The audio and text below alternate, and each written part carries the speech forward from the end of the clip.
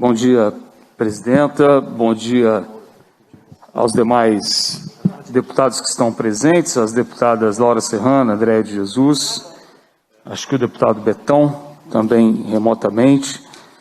Quero, na pessoa da nossa nobre vereadora Isa Lourença, saudar todos aqueles que se fazem presentes de forma virtual nesse importante debate, que tem como foco a educação infantil aqui em Belo Horizonte, mas eu quero registrar aqui que eu recebi muitas mensagens do interior de professores, professoras, diretores, diretoras, famílias que estão assistindo essa nossa audiência, porque aquilo que está acontecendo aqui serve também de modelo, de uma discussão para que as prefeituras, as várias prefeituras que também propuseram a retomada das atividades escolares, possam fazer essa reflexão.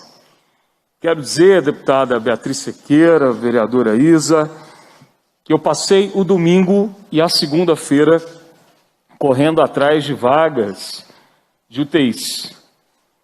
Recebi inúmeras mensagens, recebi várias solicitações de transferências, de vagas de CTI, inclusive quero registrar aqui e lamentar a morte do Caio, um bebezinho de 8 meses, de Cabo Verde, que chegou agonizando na UTI neonatal de Poços de Caldas, vítima do Covid. Confirmando, professora Adriana, que me antecedeu, que, infelizmente, essas novas variantes, essas novas cepas, elas não estão escolhendo mais pessoas com comorbidade e não estão escolhendo idade nenhuma. É bom registrar que existe um site, aliás, um canal ligado ao site da OMS, onde os países, eles entram para registrar as novas variantes que foram descobertas. No dia de ontem, nós chegamos a quase 8.500 variantes. Só no Brasil são 94. Recebemos também a notícia de que nos Estados Unidos, e eu faço questão de frisar nos Estados Unidos, que tem gente aqui no nosso estado, na Assembleia, nesse governo, que eu acho que tinha vontade de morar nos Estados Unidos. Então, nos Estados Unidos, depois de praticamente toda a população ser vacinada, é que se marca a retomada das atividades escolares para o mês de setembro. Ontem nós recebemos essa notícia. Eu queria aqui, porque eu elenquei os diversos argumentos que são utilizados para aqueles que defendem a retomada das atividades. Alguns deles: em favor da frequência e permanência na escola por maior tempo possível, em função da vulnerabilidade social e da dificuldade de retorno à escola. Esses alertam para o agravamento das condições de vulnerabilidade, com maior exposição das crianças à violência doméstica, física e sexual, maior risco de gravidez na adolescência, interrupção de serviços essenciais como vacinação, alimentação escolar, apoio à saúde mental, psicossocial, enfim, proteção integral à criança. Chama a atenção para a perda do vínculo com a escola, o risco de abandono e evasão, em definitivo, da educação em função do não alcance em termos censitários da educação remota. Apontam para a questão da segurança alimentar, proporcionada pela presença nas escolas. Destacam a necessidade de socialização por parte das crianças nessa idade. Falam em favor da saúde física e mental. Ponderam em relação à proteção contra a violência doméstica que as escolas oferecem. Essas instituições, entidades, políticos e grupos sociais argumentam também que as escolas estarão seguras se se adequarem aos protocolos. Poderão ser utilizadas estratégias do chamado ensino híbrido, com oferecimento de atividades com a presença física das crianças e outras atividades realizadas à distância e mediadas pelas tecnologias de informação e comunicação disponíveis. As atividades presenciais poderão ser organizadas em rodízio, ou seja, na presença de pequenos grupos. A reabertura das escolas para o retorno às atividades presenciais deverá respeitar as condições da situação local no que se refere ao indicado as estratégias de acompanhamento da incidência da pandemia. Aqui, enfim, estes não são todos os argumentos na defesa de volta às atividades presenciais nas escolas, mas representam bem o posicionamento das entidades, instituições, políticos e grupos sociais que advogam a volta às aulas de forma presencial. Eu elenquei aqui, então, alguns argumentos dos defensores da retomada das atividades. Quais são os contra-argumentos? Os contra-argumentos que a gente tem debatido, apresentado, já participei de várias audiências em algumas câmaras municipais. Vejam só, argumentar esses pontos que eu li seria no mínimo ingênuo, porque em si eles nada têm de pernicioso. No máximo, tem um indício de má fé. Até porque, se nós percebermos a totalidade desses argumentos, que são favoráveis do retorno às atividades presenciais, eles não dizem respeito necessariamente à educação. Deputados, caríssima vereadora, mas à assistência social. Todos os argumentos, eles dizem respeito à questão da assistência social. E aí caberia perguntar se nós não podemos oferecer assistência social no sentido de minimizar e anular os impactos da crise nas famílias. Claro que as escolas têm um papel fundamental na extensão e fortalecimento dessa rede de assistência social. Mas na impossibilidade de lançarmos mão desses espaços, temos que fazer funcionar os outros nós da rede, as outras articulações. Em relação, por exemplo, à vulnerabilidade socioeconômica das crianças, exposição à insegurança alimentar, à violência doméstica, não cabe aqui negar o papel fundamental e importantíssimo que as escolas elas têm. Mas não cabe também atribuir a ela o papel sine qua non, sob pena de continuarmos sobrecarregando as escolas, os profissionais de educação, o chamado equipamento público relativo a essa função de assistência. Vou dizer mais, cabe ao contrário, fazemos com que se fortaleça a assistência social, a saúde, a segurança pública. Aproveitar esse momento de crise que nós estamos vivendo para otimizar essa articulação e as ações de cada uma delas em separado. Cabe fazer funcionar de forma possível a presença nessas famílias do CRAS, do CREAS, dos agentes de segurança pública, as entidades de defesa dos direitos, enfim, todos os órgãos e serviços governamentais e não governamentais que atuam na idealização, implementação, ampliação e aperfeiçoamento dessa articulação de assistência à sociedade aos mais vulneráveis. Quero lembrar também que a nossa LDB, ela deixa muito claro que a função da educação infantil, isso está muito bem posto no artigo 2º, que a educação, como pleno exercício de cidadania, nessa faixa etária da criança, ela tem 3 palavras que são fundamentais e imprescindíveis. A escola, muito mais do que um espaço de assistência social, é um lugar para se cuidar, educar e brincar. Eu pego aqui algumas perguntas. É possível, nesse momento, criarmos um ambiente onde essas 3 palavras, vereadora Isa, presidente, elas podem ser, de fato, concretizadas? É momento em que a escola tem condições de oferecer o cumprimento da lei, onde ela deve cuidar, educar e oferecer um espaço para a criança brincar? A resposta é não. Por quê? Porque esse vergonhoso não nos leva às seguintes reflexões.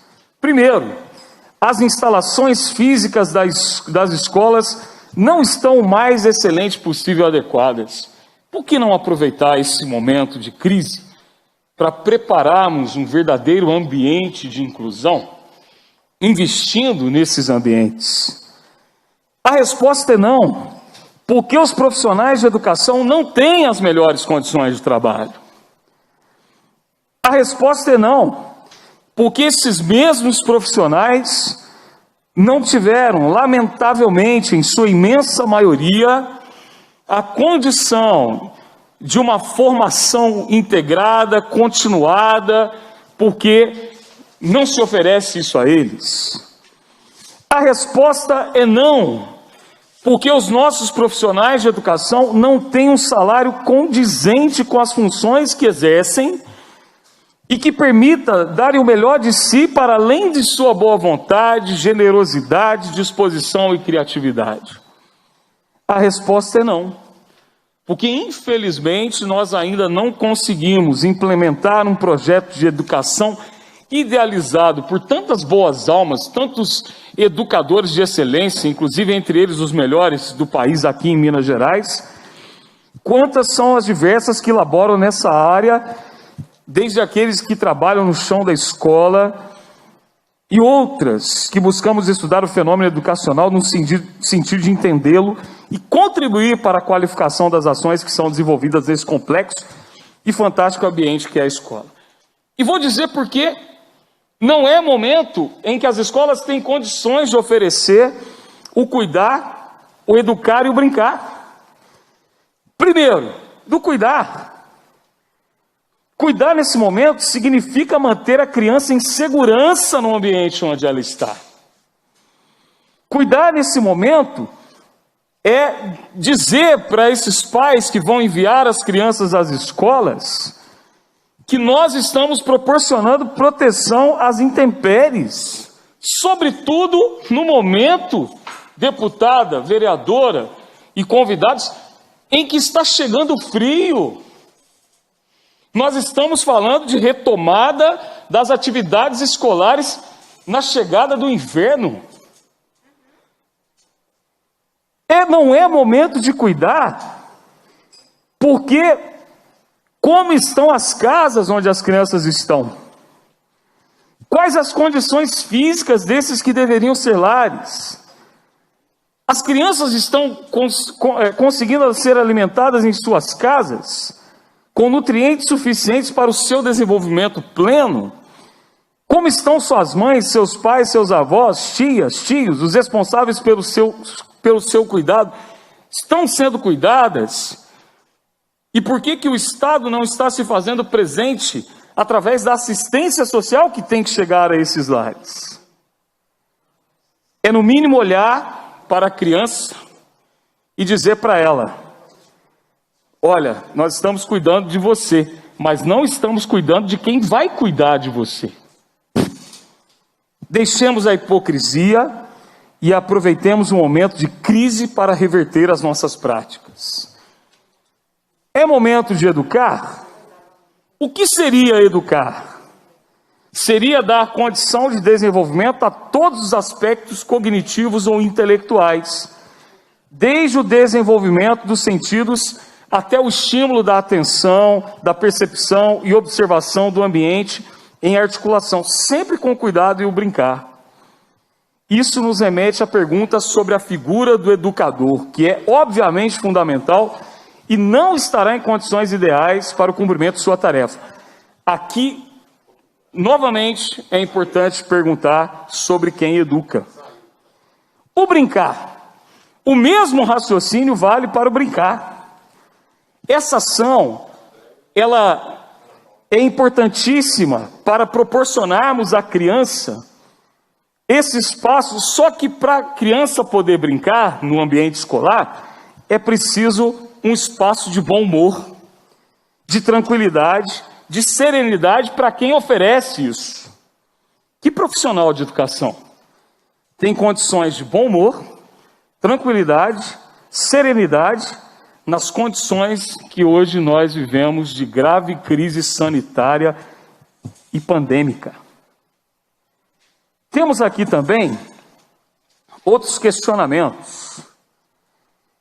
Por mais que se possa argumentar que as crianças têm baixo índice de contaminação, de transmissibilidade, mortalidade, não se trata de considerar esses índices, a não ser que se tenha em consideração exclusivamente os aspectos econômicos e financeiros da sociedade, porque ainda a partir de uma concepção muito restrita de economia, aquela que identifica economia quase que somente com a acumulação de bens e de capital em desconsideração ao ser humano. E em pouquíssimas palavras, deveríamos nos perguntar nesse momento, qual o valor da vida humana? E, no geral, qual o valor da vida exuberante que nos circunda nesse ambiente em que nós estamos inseridos? Ora, baixo índice de infecção, de transmissibilidade e morte, se não a desconsideração de vetores menores, ou de vetores que indicam situações diferentes daquelas que somadas são mais evidentes? Nesse caso, a indicação de uma morte sequer, que possa ocorrer, é imensamente mais simbólica do que quaisquer outras indicações ou conjunto de indicações em sentido contrário. E deveria ser considerada em absoluto. Sabe o que está aparecendo no momento que a gente está vivendo? Na visão de alguns gestores públicos, aquela fala de Joseph Stalin: uma vida perdida, ela traz muita dor, mas milhares são só estatísticas. Vale nós refletirmos em torno disso. Eu quero aqui trazer também uma pergunta. Imagine nesse momento, estou encerrando, viu, deputado? Imagine nesse momento um profissional de educação infantil que tenha que sair da sua casa. Primeiramente, nós estamos falando da grande maioria aqui de mulheres, que são mães, que ao sair de casa vai ter que primeiramente deixar os seus. Esses que precisam de cuidados presenciais, e essas mães vão ter que sair deixando seus filhos para cuidar dos outros filhos e dos filhos das outras pessoas. Como é contraditório. Qual a diferença em colocar em risco a saúde e a vida de uma criança por infecção alimentar, por ocasião de uma queimadura, por ausência de troca de uma fralda ou a contaminação por um vírus mortal? Qual a diferença? Esses profissionais serão responsabilizados criminalmente se porventura verificar-se que uma delas, sem querer, involuntariamente, estava contaminada e transmitiu o vírus. O que aconteceu na minha cidade na semana passada, a professora estava assintomática e transmitiu para toda a sala de aula o vírus.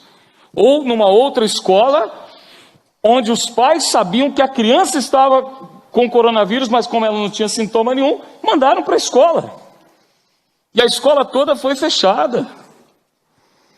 Imaginemos, em segundo lugar, que essas profissionais, na sua maioria absoluta, como eu disse, mulheres, terão que trabalhar psicologicamente com a situação de estarem colocando as suas próprias vidas em risco, de contaminação pelo vírus, não somente no ambiente escolar, mas durante todo o percurso até um ambiente escolar, que inclui desde a passagem por lugares públicos, com um grande número de pessoas passando pela utilização do transporte público. A pergunta é, a gente está aqui só criticando ou não existe também algumas proposições? Quero trazer aqui, para não me alongar muito, algumas reflexões. Entre elas, eu sempre digo que momentos de crise são momentos de aprendizagem. Devemos aprender com essa crise e garantir cidadania às crianças e aos adultos, profissionais de educação, que na maioria constituem as comunidades escolares de educação infantil de Belo Horizonte, do nosso estado de Minas Gerais. Já passou da hora e talvez a gente perca novamente a ideia de segurarmos o bonde da história para não aproveitarmos nesse momento a oportunidade de equipar as nossas instituições escolares, de dar melhores condições de estada para as crianças e de trabalho para os profissionais. Os governos deveriam estar ocupados em tomar providência nesse sentido. Aproveitar o momento de ausência das crianças e dos profissionais de escola para remodelá-las adequadamente ao novo projeto de educação. Um projeto de educação que permita, em nível de excelência, o cuidado, a ludicidade, o aprendizado. Nós também fazemos a pergunta. A pergunta certa não é quantas crianças podem se contaminar e contaminar outras pessoas. Não é sobre qual percentual relativo ao seu adoecimento e morte. A pergunta correta, ético, politicamente correta, é o que podemos fazer neste momento, desde já, para garantir, quando das voltas às atividades presenciais, que os governos possam oferecer educação de qualidade? É o momento de debatermos isso com quem está no chão de fábrica, com quem entende de educação. O que mais me angustia como professor é saber que os gestores, aquelas pessoas que estão à frente das secretarias, não escutam quem está no chão de fábrica. As perguntas corretas, politicamente corretas, são: as nossas creches e as nossas pré-escolas estão adequadas em forma de equipamento, de tecnologia? Não sejamos ingênuos. Nós estamos vivendo um momento em que duas forças estão em litígio. Uma força que acredita em um Estado mínimo, provedor de nada e também, por incapacidade de gestão, não garantidor da ordem na concorrência livre no mercado, e a outra força, a que eu defendo, de um Estado provedor de garantias constitucionais, garantias asseguradas quando da própria Constituição da sociedade e determinação das funções do Estado. Quais as garantias foram estabelecidas quando da Constituição de 88, que a cada dia está sendo implodida, em termos de uma república federativa? Quais as relações dessa república com o Estado de Direito? Qual a relação desse Estado, desses governos, com a democracia? O governo municipal de Belo Horizonte e todos os prefeitos, nesse momento, não estão isentos de responder essas perguntas. Direito à vida, à liberdade, à igualdade, à segurança, à propriedade estão sendo garantidos? Vejamos, porque é disso que se trata. Não é porque estamos em crise que os direitos das famílias, das crianças, dos profissionais de educação estão suspensos. Pelo contrário, é quando estamos em crise que esses direitos devem ser garantidos. Muito obrigado.